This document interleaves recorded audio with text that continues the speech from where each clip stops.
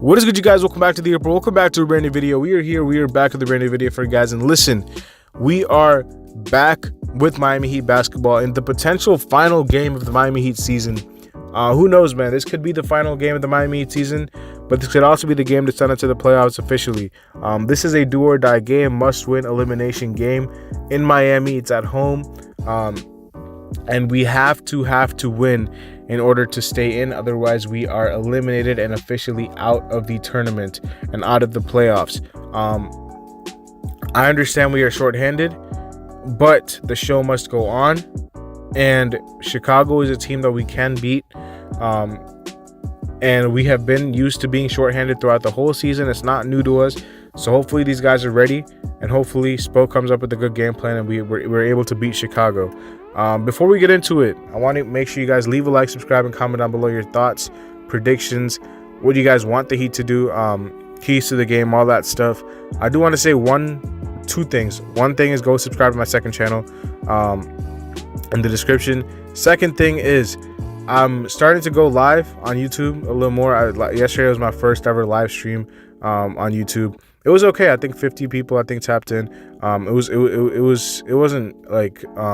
It was a little choppy because, you know, it was like my first time ever going live. Like, I was trying to figure out how everything worked. So thank you for everyone who showed up last night. It was pretty fun. It was 50 minutes of just me talking about Heat basketball, but that's on YouTube if you guys want to check that out. Listen, I'm going to be going live a lot more. So I need you guys to tap in. I need you guys to, you know, let me know what you guys want to see. And let me know, you know, if the live streams are something you guys want to see, or if you guys just want me to do these videos.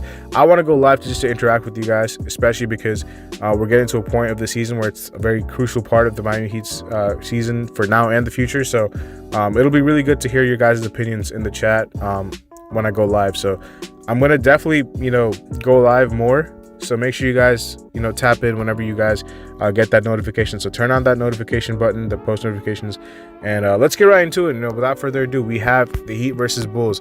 A huge game, absolutely huge game. I'm not one of those fans who want this team to lose. I know there's a small, well, I wouldn't even say small, but there is a part of the fan base who wants this team to lose in order to get a higher pick. Just because they don't think we're gonna win anyway. You know, I understand that thinking. I don't respect it just because it's like I've never rooted for my team to lose. I understand why people would want to, but it's just not something I would do. I learned my lesson last year that you never know what's going to happen in the playoffs. Did I think we were going to go to the finals last year before the playoffs started? No, but anything can happen. It's the NBA. You know, no team can ever be doubted. And if the Celtics take us lightly, we might have something for them. Just like if the Bulls do as well. So listen, I'm not going to go that far. How likely do I think it is that we beat Boston? Very unlikely, you know, very unlikely, but I still think there's a chance. There's a chance of anything happening. It's the NBA and it's the Heat. You know, you can never doubt them, especially because Spo loves these type of games where they are undermanned and where they're counted out. He always loves these games when they are shorthanded. And this team is used to being shorthanded. They have been shorthanded throughout the whole season. They have missed Jimmy. They've missed Bam. They've missed Tyler. They've missed a lot of guys throughout the whole year. So this is nothing foreign for them. This is nothing new for them. They're experienced in playing games without their star players because they have been doing that the whole season. So that is one positive you can take away, is that Spo loves these games and the team loves these games because they're used to them. That's one thing. Now, obviously, the big negative is that we're out without Jimmy, and you know, I'm not sure exactly what, you know, when he's going to be back, but I presumably believe he's out for the full first round. I think he's going to be out for the whole first round, and I don't think he's going to come back until the second round, and that's wishful thinking. He might even not be back for the second round if we make it there. Now, Chicago is a team that will. Chicago's team is, they have a good offensive bunch. They have guys who can put points on the floor. They can't guard anything, and that's their big weakness. They literally cannot guard me. Maybe they can, but yeah, I don't know. But they can't guard anything. That's the point. You know what I'm saying? Like, they cannot guard anybody. Listen, Kobe White, DeMar DeRozan are the two keys. Kobe White is the key to me. I think DeRozan will be contained to a certain extent because DeRozan will be able to be guarded by Caleb, and I think Jaime will get the starting spot in Jimmy's place. One of the two should be on DeRozan, one of the two should be on Kobe. The thing about DeRozan is he's going to take a lot of tough shots. You have to live with a lot of shots he's going to make. You cannot send help.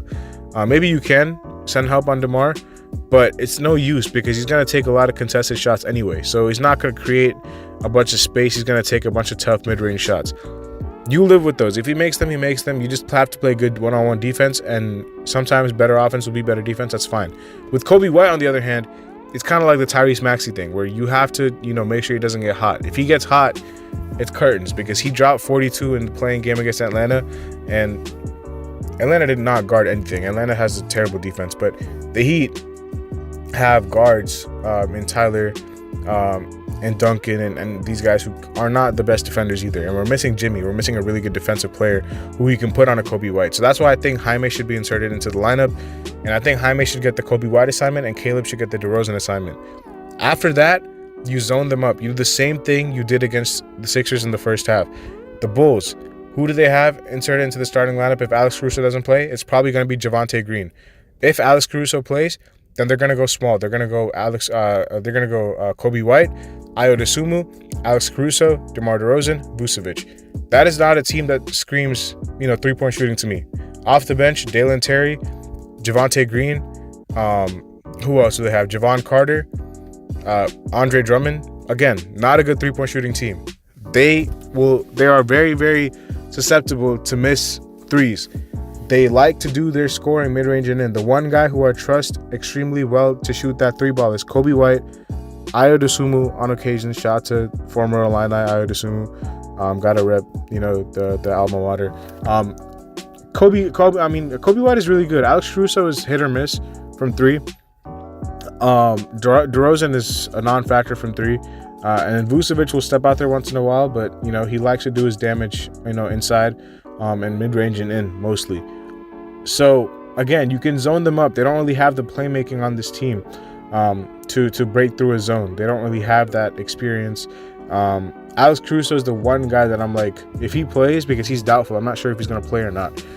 It's going to be tough for Tyler to get going if Alex Caruso plays, because Alex Caruso has always done a really good job on Tyler. I think Tyler's not had good games against the Bulls so far, since Alex Caruso's been on there. It's been there. So I expect if Caruso plays, he's going to get the Tyler assignment, which means I'm looking for Jaime Jaquez to do his thing. I think he's the X factor for the Heat. They don't really have any guy who's going to be able to check him. They might put DeMar on him, but I need the wings of the Heat to do their thing because they are for sure going to be putting Alex Caruso, Javon Carter when he gets in, Dalen Terry. They're all going to take their turns guarding Tyler Hero because that is their only perimeter threat right now on the Heat as far as the guards are concerned. With no Jimmy, no Terry, which means one of these forwards are going to have to step up because if you're going to have one of the forwards guarding Tyler, then you're going to have a guard on our forwards, which means Jaime Jaquez, he's going to have to get into the post. Caleb Martin's going to have to, get by people, and he's going to have to finish at the rim. He's going to have to make his threes. And I need Haywood Highsmith to shoot better from three. He was 0 for 4 from three last game. I think the wings of the Heat are the X factors just because of the matchups that I think the Bulls will place a priority on. They're going to try to contain Tyler, and they're going to try to contain the shooting and the guards of the Heat. They're going to try to limit them. So the wings need to do their thing. And last but not least, the biggest X factor to me is the play of Bam Adebayo. Vucevic and Bam is going to be a good matchup. Now Bam can shut Vucevic down. Vucevic is not having a good year, and Vucevic certainly cannot contain Bam on the defensive end. So you need Bam to be aggressive. I need him to take more shots. I understand he's not getting the ball as much. People are saying that, but he has to demand that ball, bro. Because there's nobody on the Bulls who can guard Bam. He's too fast for Vucevic. He's too fast for Drummond.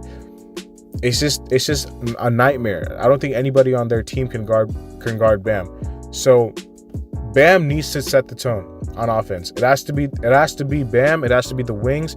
And Tyler, whenever he can, if he gets some space, needs to hit his shots. He needs to hit his open shots. I hope Duncan plays. I hope he's available. He was available last game, but he just did not play because I guess the injury was just too bad for him to suit up. I hope he plays because he's going to be crucial as well. We should win this game. The Bulls, I understand we're without Jimmy Butler, but the Bulls are not a good team. They're not a good team. They beat the brakes off of a Hawks team who cannot defend anything, and our defense is top 5. We can slow this Bulls team down. We just have to contain Kobe White, and we have to make sure that we zone them up, and we will win this game. We will win this game. My prediction is that we will win. I think we will win. I think Spo's going to have a game plan ready. The Heat thrive off of these type of games. This is a typical Miami Heat game where they are shorthanded, they are undermanned. A lot of people are picking against them. People don't even think they're going to make it to the playoffs. And I think this is the type of game that Spo will thrive on. He will thrive on this type of game. So we'll see what happens, man. Let me know your thoughts in the comment section down below. And let's go Heat, man. I'll see y'all later as always. Peace.